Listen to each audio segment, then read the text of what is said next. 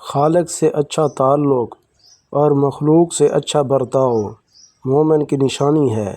کھانا پینا سونا اور سانس لینا ہی اصل زندگی نہیں، بلکہ دوسروں کے دلوں میں زندہ رہنا اور ان کی دعاؤں میں شامل رہنا اصل زندگی ہے۔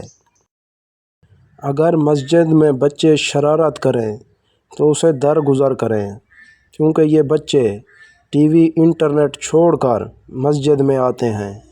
کل یہی ہمارے بعد دین کو زندہ رکھیں گے۔ اور پھر اپنے رب کی تقسیم پر خوش رہو۔ اگر اس نے بہتر لیا ہے تو بہترین عطا کرنے کی طاقت بھی رکھتا ہے۔ صرف اللہ ہے جس سے جتنا جھک کر محبت کی جائے اتنی ہی بلندی نصیب ہوتی ہے۔ دانت نعمتیں کھاتے کھاتے ٹوٹ جاتے ہیں، لیکن زبان شکایتیں کرتے کرتے نہیں تھکتی۔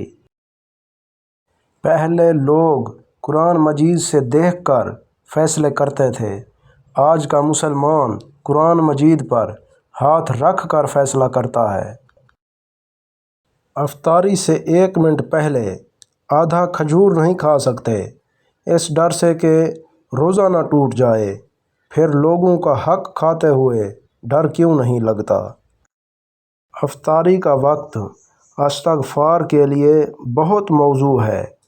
اللہ تعالیٰ کے خاص بندوں کی صفت ہے کہ وہ اس وقت اللہ سے اپنے گناہوں کی معافی مانگتے ہیں۔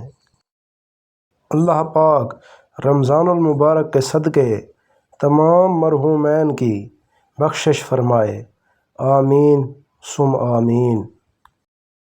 جتنا ہو سکے یہ لمحات اپنے رب کی عبادات میں گزاریں۔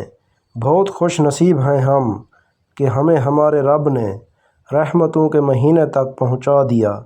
الحمدللہ، اس رب کریم کا جتنا شکر ادا کیا جائے کم ہے۔